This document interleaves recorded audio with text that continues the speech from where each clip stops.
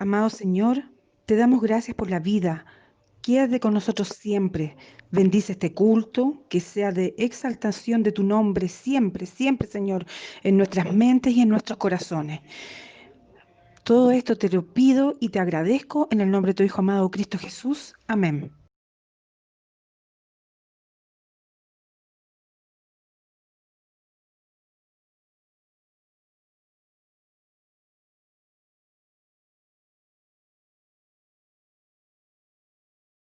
El Dios que hizo el mundo y todas las cosas que en él hay, siendo Señor del cielo y de la tierra, no habita en templos hechos por manos humanas, ni es honrado por manos de hombres, como si necesitase de algo, pues Él es quien da a todos vida y aliento y todas las cosas, y de una sangre ha hecho todo el linaje de los hombres, para que habiten sobre toda la faz de la tierra, y les ha prefijado el orden de los tiempos y los límites de su habitación, para que busquen a Dios, si en alguna manera, palpando, puedan hallarle, aunque ciertamente no está lejos de cada uno de nosotros, porque en él vivimos y nos movemos y somos, como alguno de vuestros propios poetas también ha dicho, porque linaje suyo somos.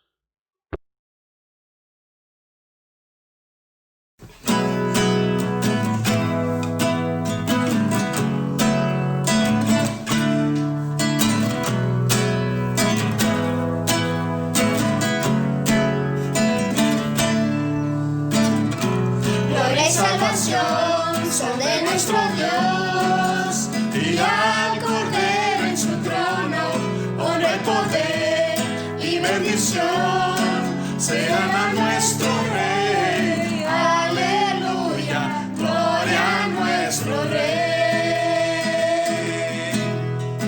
Aleluya, al gran yo soy. Su nombre levantaré, digno el Cordero que fue muerto por salvarme. Su nombre levantaré, dándole honra y loor, alzaré mis manos, oh Señor.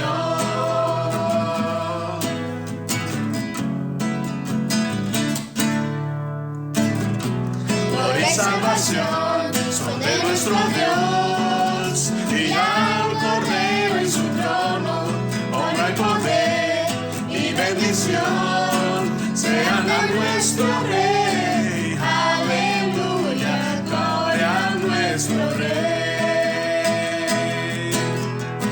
Aleluya, a el gran yo soy. Su nombre levantaré, digno el Cordero que fue muerto por salvarme. Su nombre levantaré, dándole honra y honor, alzaré mis manos. Su nombre levantaré, digno el Cordero que fue muerto por salvarme. Tu nombre levantaré, dándole honra y honor, alzaré mis manos, oh Señor.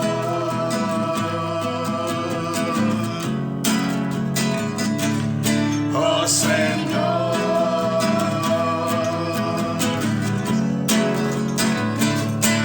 Oh Señor.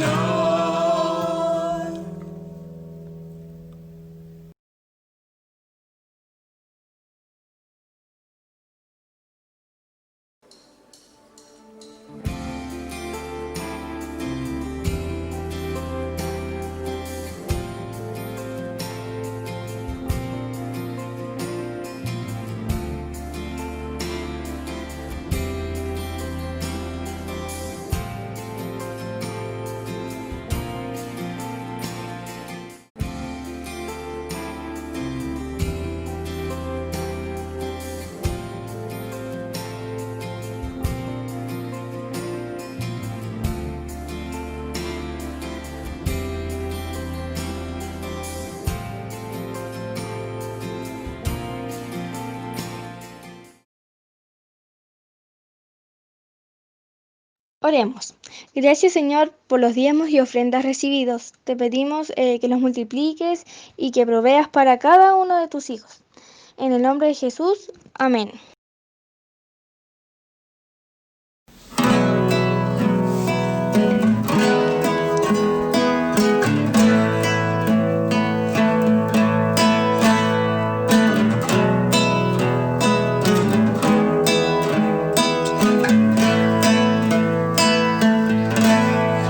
Quebrantado fuiste mi Jesús por mi rebelión.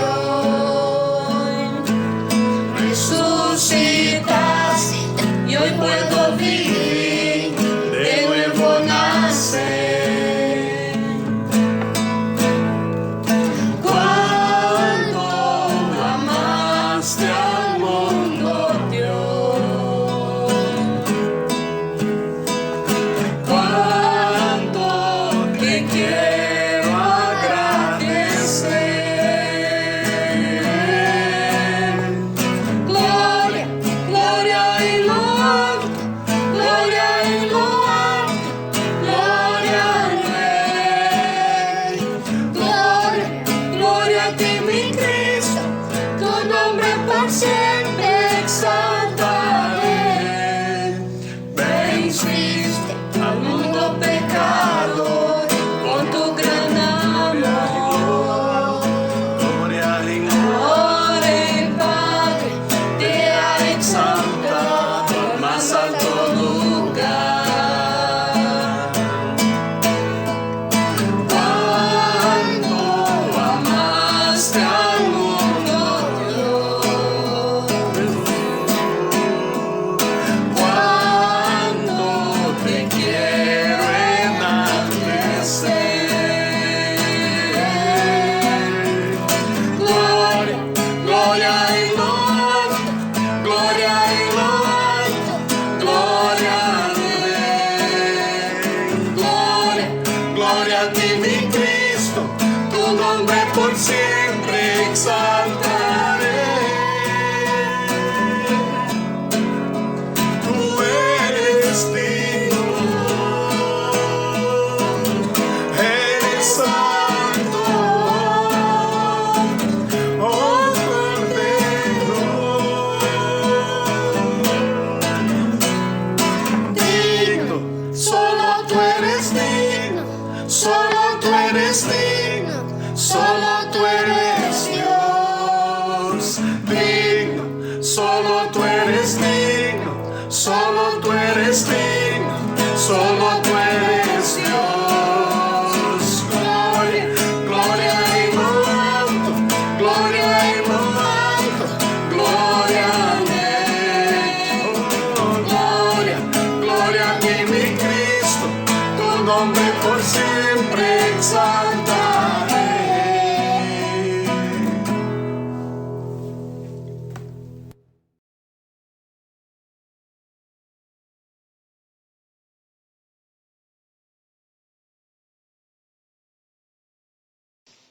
Salmo 51. Ten piedad de mí, oh Dios, conforme a tu misericordia. Conforme a la multitud de tus piedades, borra mis rebeliones. Lávame más y más de mi maldad, y límpiame de mi pecado. Porque yo reconozco mis rebeliones, y mi pecado está siempre delante de mí. Contra ti y contra ti solo he pecado, y he hecho lo malo delante de tus ojos, para que seas reconocido justo en tu palabra, y tenido por puro en tu juicio. He aquí, en maldad he sido formado, y en pecado me concibió mi madre.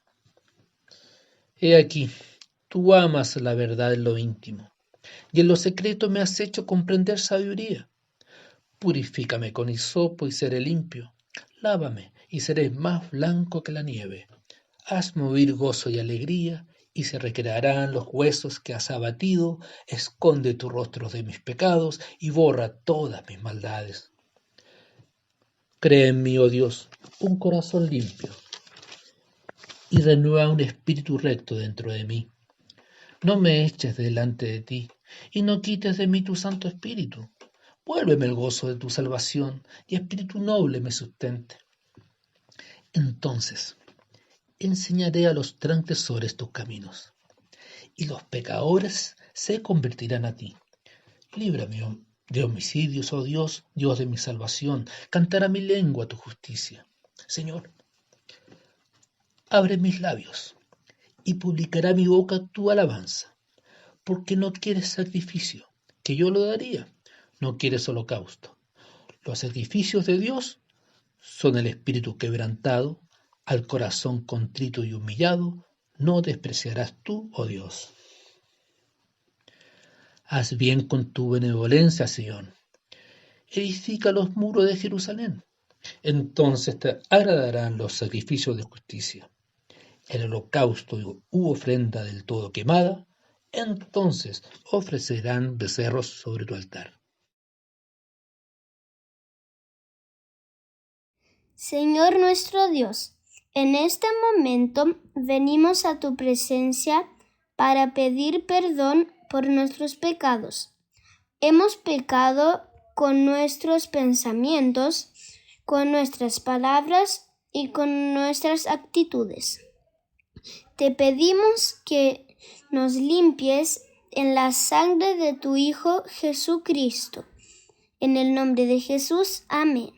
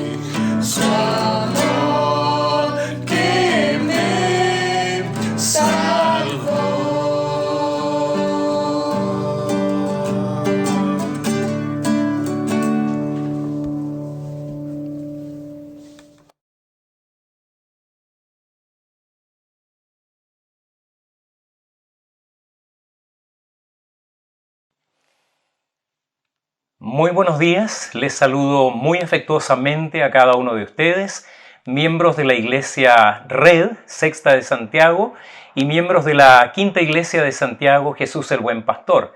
Para mí es un privilegio estar una vez más con ustedes, acompañándoles y llevándoles este sermón que comienza una serie que hemos llamado Sígueme, formador de formadores. El propósito de esta serie no es tanto poner el énfasis en el discípulo y discipulador en el contexto de los recién convertidos, sino que más bien está en consonancia con el propósito de ser en todos los aspectos posibles una iglesia saludable que se ha planteado, ser del tipo de iglesia que hace discípulos que a su vez forman discípulos. Y esto, como decimos, no solo en el contexto de nuevos creyentes, sino que también en el contexto del liderazgo en general y en el uso de todos los dones espirituales. Por ello hemos tomado como base de esta serie de predicaciones algunos ejemplos bíblicos, algunas duplas, como Elías y Eliseo, que es la que va a dar comienzo a nuestra serie el día de hoy, Pablo y Timoteo, Moisés y Josué y Noemí con Ruth. Y hemos llamado, como decíamos, a esta serie Sígueme, formador de formadores. Comenzamos entonces a hablar hoy de esto que queremos sea un sello de nuestras iglesias, formador de formadores, como dice David Ferguson, formador de héroes. En la introducción al libro que lleva ese nombre de Dave Ferguson, él cuenta de Barry, no nos da su apellido, un ex deportista muy exitoso, posiblemente de básquetbol, que hoy es un ejecutivo o empresario muy exitoso y un seguidor de Cristo. Como creyente y con un liderazgo natural muy reconocido, un hombre que impacta en las personas con las cuales él trabaja, él entendió que quería hacer algo más que meramente impactar con su vida, y sí que pudiera realmente afectar significativamente la vida de otras personas. Pero a pesar de todos sus esfuerzos, Barry pensaba o entendía que esto no estaba dando los resultados esperados. Fue entonces cuando empezó a concentrarse menos en su propia lideranza y más en la lideranza de otros. Y esto lo llevó a hacer una importante distinción en su vida, y que lo describe de esta manera, con estas palabras: todo el mundo quiere ser un héroe, pero apenas algunos entienden el poder de ser un formador de héroes. ¿Cómo llega Barry a esta conclusión? Como decíamos, después de haber entendido que debía enfocarse menos en su propio liderazgo y más en el liderazgo de las otras personas. Eso lo lleva a adoptar esta filosofía ministerial, que es una decisión trascendente y muy radical que puede afectar la vida de los líderes de la iglesia de hoy, en el sentido de pensar su vida no delante de o enfocado con las luces de los reflectores, sino que detrás de los reflectores, impactando o destacando la vida de otras personas, para que ellos sean los verdaderos héroes en el desarrollo de la obra de Dios en su reino, hasta que Cristo vuelva por su iglesia. Como decíamos, no se trata de pensar solamente en el discipulado de nuevos creyentes, sino en la formación de todos los que vienen detrás de nosotros en los múltiples ministerios y en el desarrollo de los diversos dones espirituales, cualquiera que estos sean, si es en el ámbito de la enseñanza, del servicio, del ejercicio de la misericordia, o es en el uso de algunos talentos, como el talento musical, el canto, la oratoria. Que el Señor nos ayude para pensar en nosotros mismos como formadores de héroes, y a su vez formador de otros formadores de formadores, concentrados menos en nuestro liderazgo y más en el liderazgo de otros que se están formando en las distintas áreas ministeriales de la vida de nuestra comunidad. Nuestro texto el día de hoy se encuentra en el segundo libro de los Reyes, capítulo 2, donde leeremos los versículos 1 al 15. Busque su Biblia, por favor, traiga su Biblia, si no la tiene a mano, traiga su Biblia, tiene unos minutos, unos segundos para hacerlo, tráigala. Traiga un lápiz y un papel y tome notas también de lo que vamos a estudiar. Y si esto es provechoso para su vida, y oramos que así sea, compártalo con otras personas también, ya sea explicando su contenido o compartiendo el link de esta predicación. Vamos a leer entonces en el segundo libro de Reyes, capítulo 2, versículos 1 al 15. Y dice así la palabra del Señor. Aconteció que cuando quiso Jehová alzar a Elías en un torbellino al cielo, Elías venía con Eliseo de Gilgal. Y dijo Elías a Eliseo: Quédate ahora aquí, porque Jehová me ha enviado a Betel. Y Eliseo dijo: Vive Jehová y vive tu alma, que no te dejaré. Descendieron pues a Betel. Y saliendo a Eliseo los hijos de los profetas que estaban en Betel, le dijeron: ¿Sabes que Jehová te quitará hoy a tu señor de sobre ti? Y él dijo: Sí, yo lo sé, callad. Y Elías le volvió a decir: Eliseo, quédate aquí ahora, porque Jehová me ha enviado a Jericó. Y él dijo: Vive Jehová y vive tu alma, que no te dejaré. Vinieron pues a Jericó. Y se acercaron a Eliseo los hijos de los profetas que estaban en Jericó, y le dijeron: ¿Sabes que Jehová te quitará hoy a tu señor de sobre ti? Él respondió: Sí, yo lo sé, callad. Y Elías le dijo: Te ruego que te quedes aquí, porque Jehová me ha enviado al Jordán. Y él dijo: Vive Jehová y vive tu alma, que no te dejaré. Fueron pues ambos. Y vinieron 50 varones de los hijos de los profetas, y se pararon delante a lo lejos, y ellos dos se pararon junto al Jordán. Tomando entonces Elías su manto, lo dobló y golpeó las aguas, las cuales se apartaron a uno y a otro lado, y pasaron ambos por lo seco. Cuando habían pasado, Elías dijo a Eliseo: Pide lo que quieres que haga por ti, antes que yo sea quitado de ti. Y dijo Eliseo: Te ruego que una doble porción de tu espíritu sea sobre mí. Él le dijo: Cosa difícil has pedido. Si me vieres cuando fuere quitado de ti, te será hecho así, mas si no, no. Y aconteció que yendo ellos y hablando, he aquí un carro de fuego con caballos de fuego apartó a los dos, y Elías subió al cielo en un torbellino. Viéndolo Eliseo clamaba: Padre mío, carro de Israel y su gente de a caballo. Y nunca más le vio. Y tomando sus vestidos, los rompió en dos partes. Alzando luego el manto de Elías que se le había caído, alzó luego el manto de Elías que se le había caído, y volvió, y se paró a la orilla del Jordán. Y tomando el manto de Elías que se le había caído, golpeó las aguas y dijo: ¿Dónde está Jehová, el Dios de Elías? Y así que hubo golpeado del mismo modo las aguas, se apartaron a uno y a otro lado, y pasó Eliseo. Viéndole los hijos de los profetas que estaban en Jericó al otro lado, dijeron: El espíritu de Elías reposó sobre Eliseo. Y vinieron a recibirle y se postraron delante de él. Tengamos un momento de oración.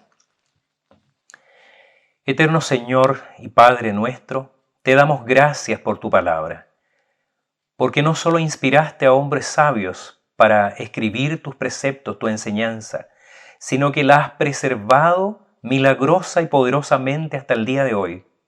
Y hoy podemos, Señor, abrirla y leer en ella su enseñanza y ser edificados, Señor, por la obra de tu Espíritu en nuestros corazones. Sigue obrando nuestras vidas, Señor, conforme a tus propósitos, y ayúdanos para entender, para aplicar, para vivir lo que aprendemos de ti. Te lo pedimos en el nombre de Jesucristo nuestro Señor. Amén. El Señor bendiga nuestras vidas y seamos edificados con su palabra. Nuestro contexto es el tiempo de la monarquía de Israel. Ha llegado casi el tiempo final de esta monarquía, y junto con ello ha llegado también un fuerte tiempo de apostasía. La idolatría ya es galopante en el pueblo de Dios, y eso comenzando por sus líderes. A Elías y a Eliseo les corresponde profetizar a este pueblo, llevando la voz de advertencia de Dios de lo que les vendría por causa de esa idolatría. El profeta Elías es considerado uno de los grandes personajes de la Biblia, uno de los grandes héroes de la fe. Cuando el Señor Jesucristo le preguntó a sus discípulos, a comienzos de nuestra era, cuando le preguntó a sus discípulos: ¿quién dicen las gentes que soy yo? Algunos de ellos le dijeron: dicen que Elías.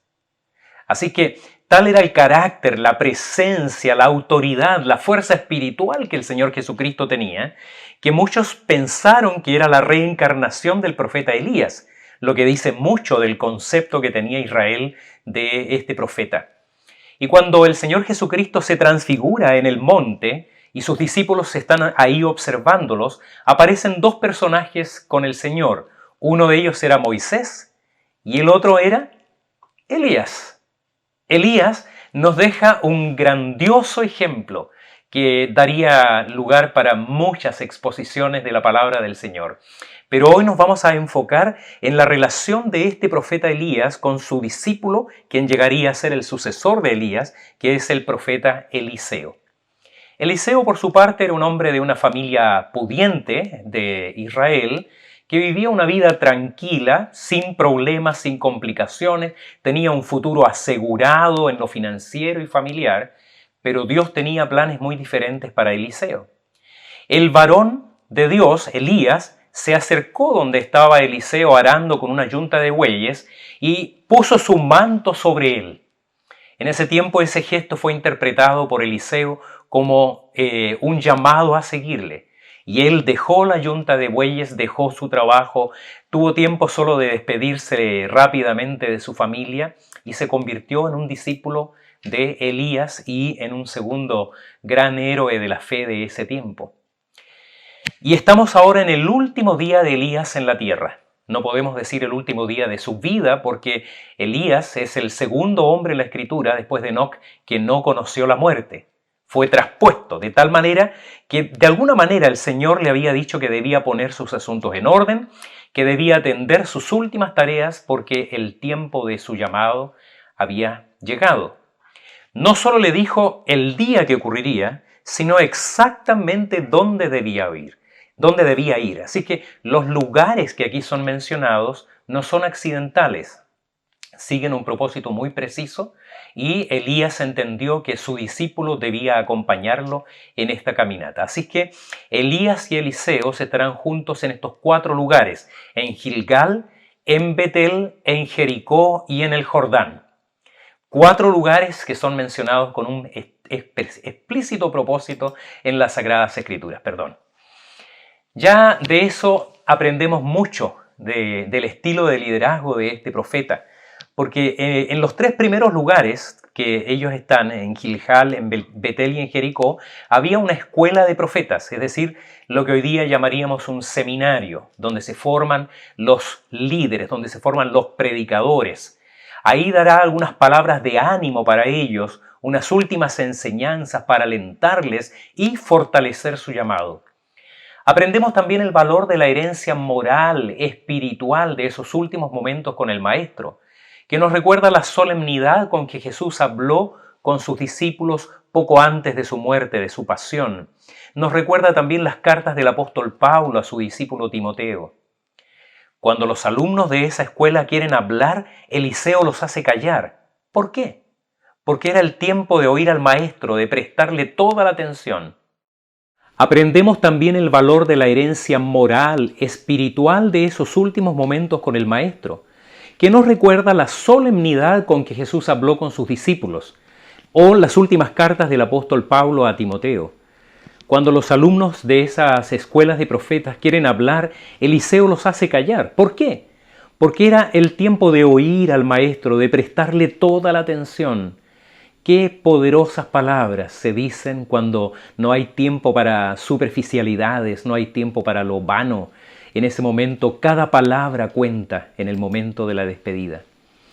Siguiendo el modelo bíblico, entonces, de un estilo de liderazgo capacitador, queremos fortalecer dicho concepto, transformándolo en una aspiración de los creyentes miembros de nuestras iglesias, comenzando por sus líderes, pero no solo por los líderes, sino que con la ayuda del Señor, que cada uno de nosotros piense de sí mismo en este rol de ser un líder que enseña a liderar, de un maestro que enseña a ser maestro, de un formador de formadores, ya sea en tu rol de padre o madre, en tu rol de esposo, en tu rol de hermano mayor, en cuanto a la fe o en la sangre. Hoy hablaremos de un formador de formadores que va repasando en el camino los momentos más significativos de su vida, enseñando entonces en el camino del Maestro. Así he llamado a este sermón, enseñando en el camino del Maestro. Y la primera parada de esta caminata de maestro y discípulo es Gilgal, que llamamos el lugar de los inicios, versículo 1. Dice así la palabra. Capítulo 2, versículo 1. Aconteció que cuando quiso Jehová alzar a Elías en un torbellino al cielo, Elías venía con Eliseo de Gilgal. La Escritura menciona ciertos lugares por razones históricas o para darnos el contexto de lo que ahí está ocurriendo. Pero en este caso particular, los 4 lugares que son mencionados tienen un significado muy especial. El primero es Gilgal. Este lugar que recorre Elías con Eliseo le llamaremos de los inicios o de los principios y representa la historia de nuestra iglesia o lo que es en la historia de nuestra iglesia la ciudad de Jerusalén, donde todo comenzó. Gilgal fue el lugar donde los israelitas acamparon después de la travesía por el desierto, después de cruzar el Jordán y antes de entrar a tomar posesión de la tierra prometida en Canaán.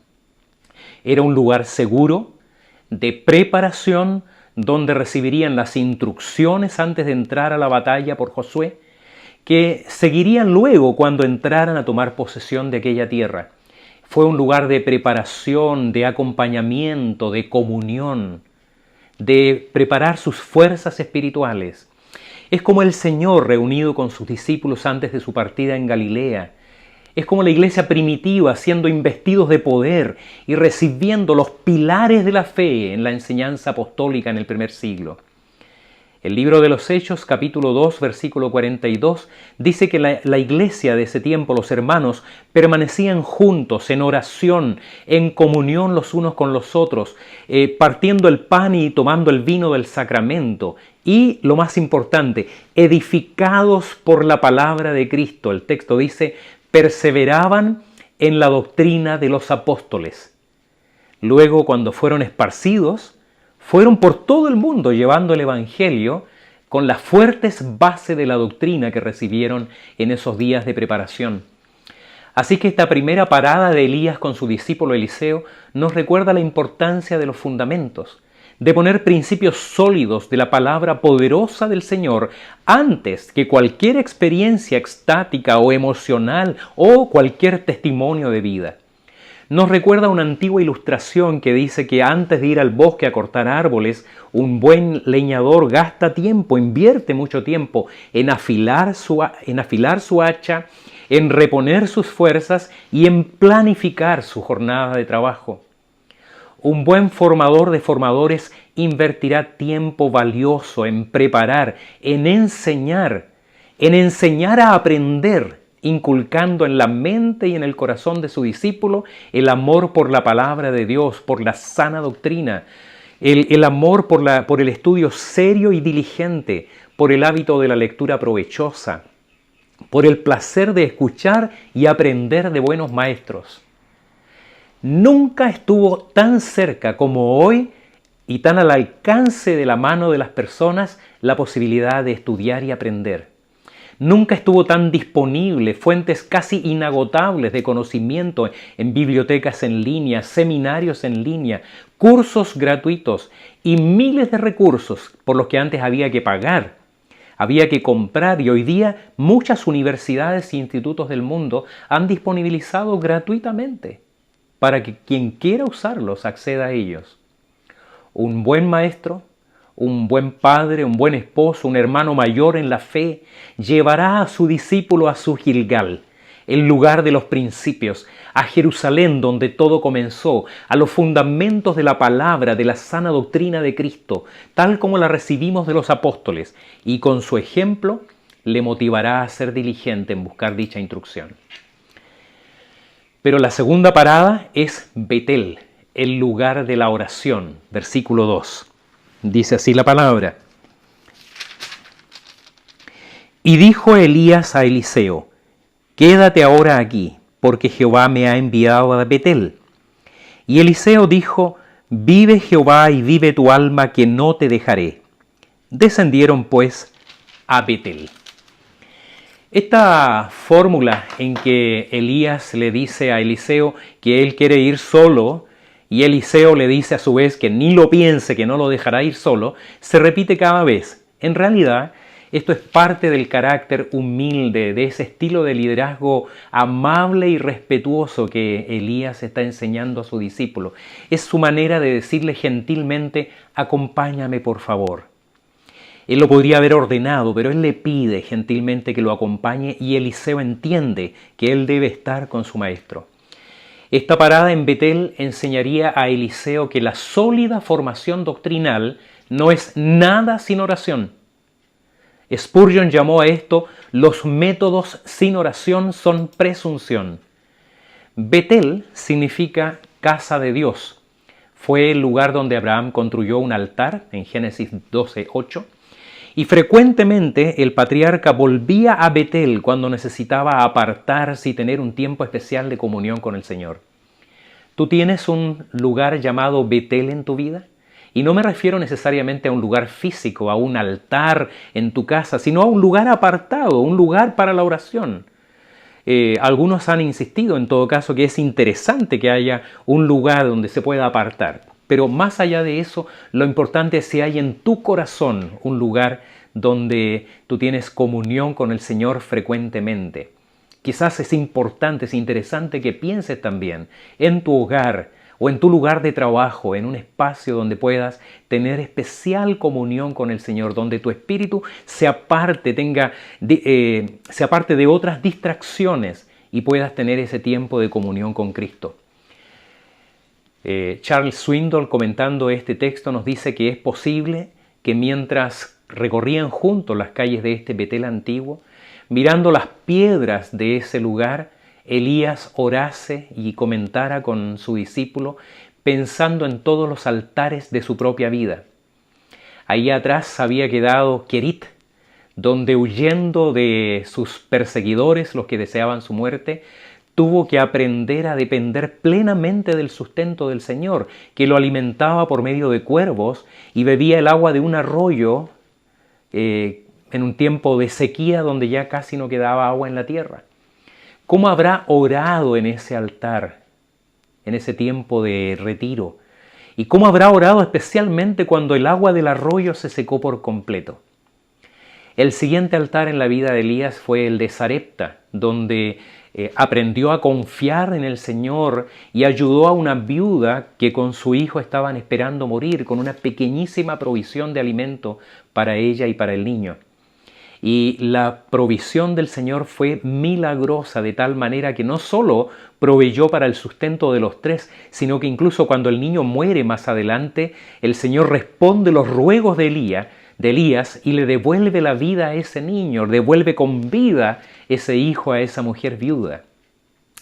¿Cómo habría de olvidar Elías sus victorias por medio de la oración? Al llevar a Eliseo a Betel, le está enseñando que una vida de victorias no es posible sin oración. Hoy que estamos limitados, impedidos de asistir a nuestros templos, a las casas de oración, no estamos impedidos de tener en nuestro propio corazón un lugar de oración, un lugar de encuentro del Señor, o de apartar tiempo o un lugar especial de tu casa para reunir a los tuyos y tener ese encuentro de oración, para enseñarle en la práctica a orar a tus discípulos, a los menores, a tus hijos, para orar con tu compañero o compañera, para hacer de tu vida un Betel cada día donde tener comunión con el Señor. El tercer lugar es Jericó, el lugar de la batalla, versículo 4. Dice así la palabra. Y Elías le volvió a decir a Eliseo, y Elías le volvió a decir, Eliseo, quédate aquí ahora, porque Jehová me ha enviado a Jericó. Y él dijo, vive Jehová y vive tu alma, que no te dejaré. Vinieron pues a Jericó. ¿Qué es lo primero que piensan los creyentes con un mínimo de instrucción o conocimiento en la Biblia cuando se le menciona Jericó? lo primero que va a pensar es una ciudad fortificada, con un pueblo marchando durante 7 días alrededor, trompetas sonando y esos muros cayendo, y un ejército poderoso derrotado en el avance incontenible del pueblo de Dios. No es difícil imaginar las enseñanzas que este maestro daría a su discípulo mientras miraban esa ciudad con sus muros reconstruidos, recordando que un día esos muros cayeron, junto a una larga lista de batallas ganadas por el pueblo de Dios. Para Elías, las luchas no fueron pocas, y para Eliseo tampoco serían pocas las batallas de su vida. Mirando esos muros, Elías probablemente rememoró las propias batallas de su vida, recordaría las luchas contra las fuerzas malignas de Baal y sus profetas, recordaría sus luchas contra Acab y su mujer Jezabel, recordaría las batallas contra su propia desesperanza, cuando, echado debajo de un enebro, le pedía al Señor que le quitara la vida. Tanta era la angustia que deseó morir, y el Señor envió un ángel para reconfortarle, llevándole alimento y agua. Y en todo eso, Eliseo escuchaba y aprendía de su maestro, aprendiendo que su ministerio y su vida espiritual no estaría exenta de luchas. ¿Cómo le mentiría un formador de formadores a su discípulo diciéndole que todo va a estar bien, que todo va a salir excelente, que no va a sufrir? Por cierto, el Señor Jesucristo nos dejó ejemplo en ese sentido. El Señor le dijo a sus discípulos: en el mundo tendréis aflicción, mas confiad, yo he vencido al mundo. Juan 16, 33. El apóstol Pablo advirtió a sus hermanos de la iglesia de Filipos, diciéndole: a ustedes les fue concedido por causa de Cristo no solo que creáis en Él, sino también que padezcáis por Él. Y el mismo apóstol Pablo, hablándole a su discípulo Timoteo, le escribe: y también todos los que quieran vivir piadosamente en Cristo Jesús padecerán persecución. Así que ten en cuenta tus propias luchas para enseñar a tus discípulos, sean tus hijos, sea tu cónyuge, sea tu hermano en Cristo, sea un nuevo creyente, que la vida cristiana no es un spa, no es un campamento scout, es un campo de batalla y con seguridad vas a sufrir. Que el Señor nos haga sabios y fuertes en nuestro propio Jericó, recordando que esas gruesas murallas de una ciudad fortificada no resistió el avance del pueblo del Señor, no resistió el avance y el poder que Dios tiene para guiar a su pueblo. Finalmente, la última parada es el Jordán, que llamamos el lugar de la muerte. Sabemos que en el caso de Elías, él no murió físicamente, pero hay ahí una muerte que queremos destacar. El texto dice, versículo 6. Y Elías le dijo: te ruego que te quedes aquí, porque Jehová me ha enviado al Jordán.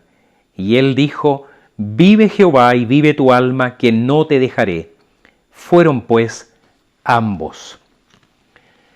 Finalmente, este formador de formadores lleva entonces a su discípulo al que sería su último lugar en esta tierra, no de su muerte física, porque tal como leímos, Elías fue traspuesto en un torbellino que lo eleva en un carro de fuego con sus caballos. Pero representa para Elías, representa para Eliseo y también representa para nosotros la muerte del yo y también la sucesión del ministerio, el reconocer que la obra continúa, no depende de mí. Hay un paso del bastón del testimonio, como diríamos en una carrera de postas. ¿Cuántos de ustedes estarían dispuestos a ir tranquilamente a un lugar donde el Señor les ha dicho que ese será su último lugar en esta vida?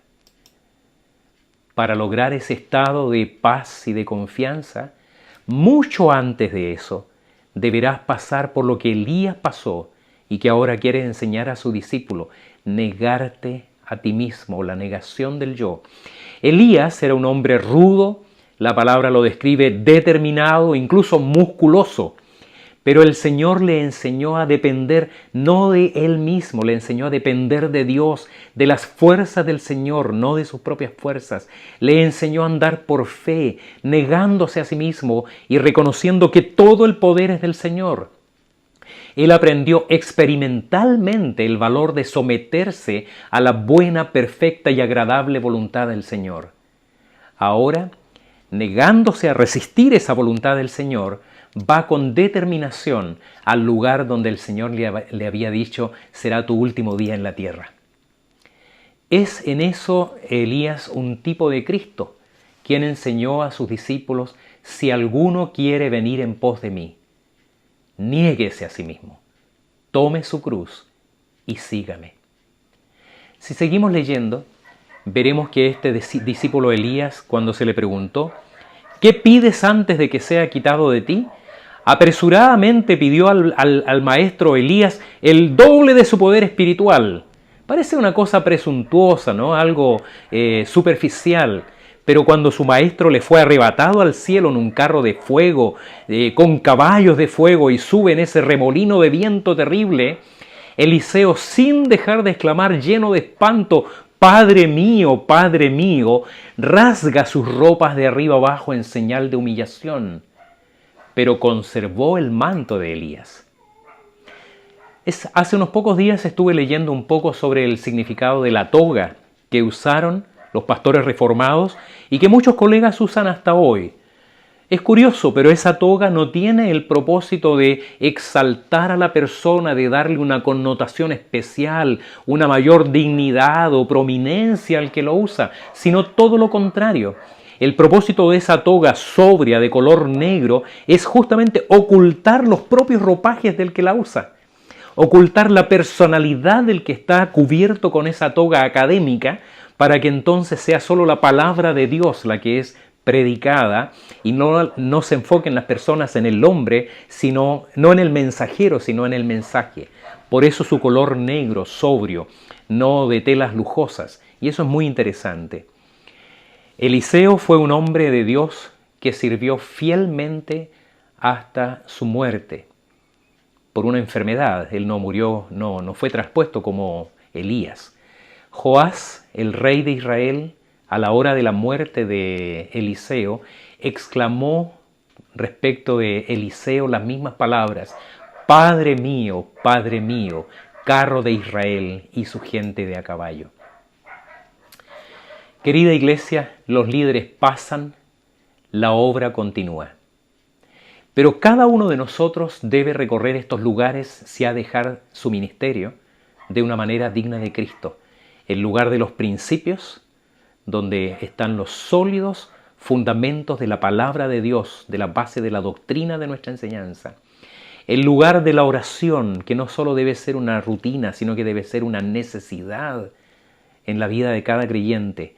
El lugar de las batallas, que nos recuerda que la vida cristiana es un lugar de esfuerzo y de trabajo con fuerte oposición muchas veces. Y el lugar de la muerte, no necesariamente de la muerte física, sino que de la muerte del yo. También nos enseña la palabra que el Señor es el que confirma. Cuando el discipulado ha puesto su acento no en el formador, sino en Cristo, el mismo Señor confirma esa vocación. Si seguimos leyendo, vemos como cuando ese poder espiritual vino sobre Eliseo, él entonces se enfrenta a las aguas del Jordán, toma el manto de Elías y las aguas responden, abriéndose de lado a lado, confirmando así el Señor que Él estaba con Eliseo como estuvo con Elías. Y también la iglesia reconoce esa autoridad espiritual.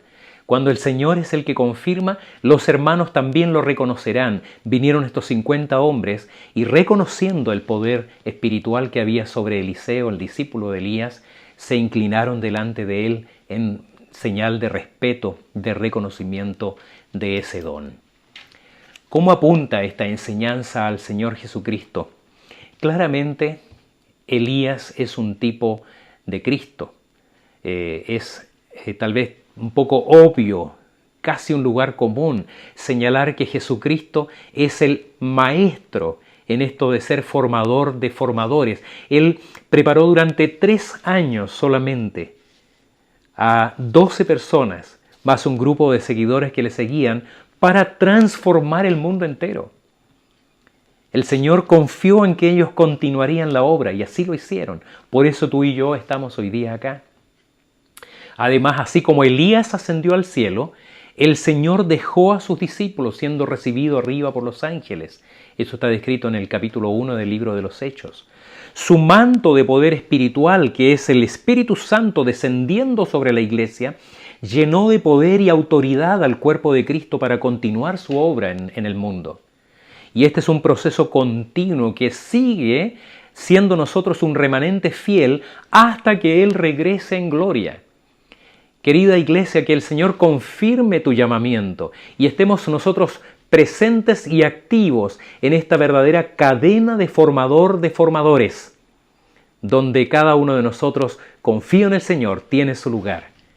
Dale gracias al Señor también por esa persona que te llevó a Cristo, esa persona que te enseñó a amar al Señor. Y por qué no, pídele a Dios que Él también haga de ti un formador de formadores. Uno que sea capaz de decirle a otros, sígueme.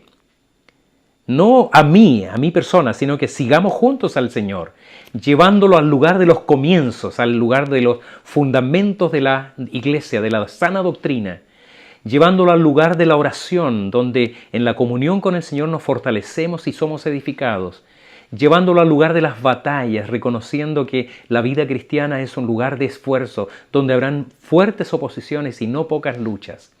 Y finalmente al lugar de la muerte del yo, donde quien está llamado a brillar en la vida de discípulos y discipuladores es solamente el Señor Jesucristo. Y a Él sea toda la gloria en la iglesia de ahora y para siempre. Amén.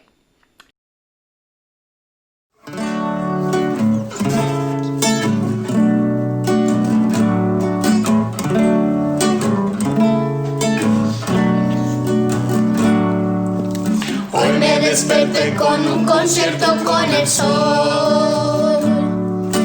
Aunque había silencio, se escuchaba una canción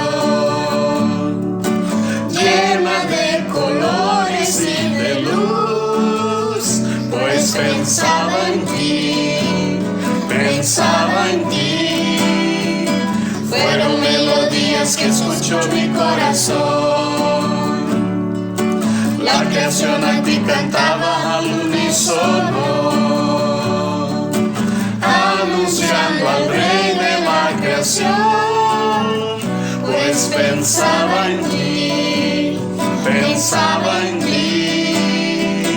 Uno mi voz al concierto de voces que cantan, te quiero adorar. Canto de tus maravillas, tus misericordias, de tu gran amor. Quiero con esta canción y desde mi corazón darte el honor.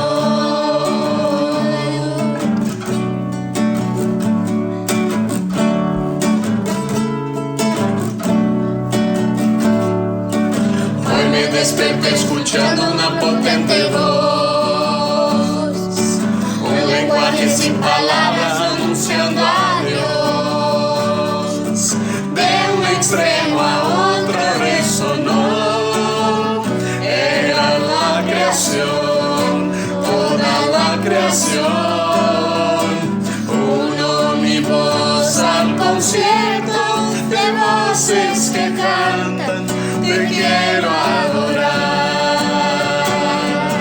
Canto de tus maravillas, tus misericordias, de tu gran amor. Quiero con esta canción y desde mi corazón darte el honor. Uno mi voz al concierto de voces que cantan, te quiero adorar.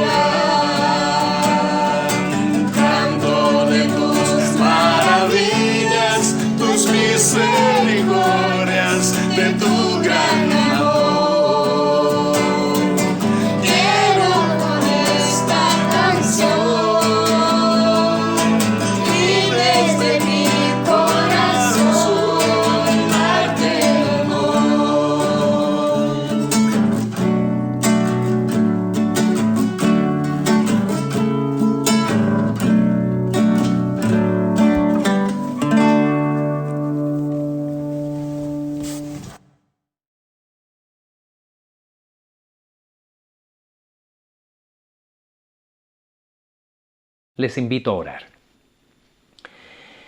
Eterno Señor, te damos infinitas gracias porque tu palabra ha quedado como un testimonio vivo de tu voz, Señor, para nosotros. Gracias, Padre Celestial, por esta palabra. Y continúa ahora, Señor, por tu Espíritu, haciendo toda obra necesaria en nosotros para que hayan frutos conforme a tu promesa. Lo pedimos en el nombre de Jesucristo nuestro Señor. Amén.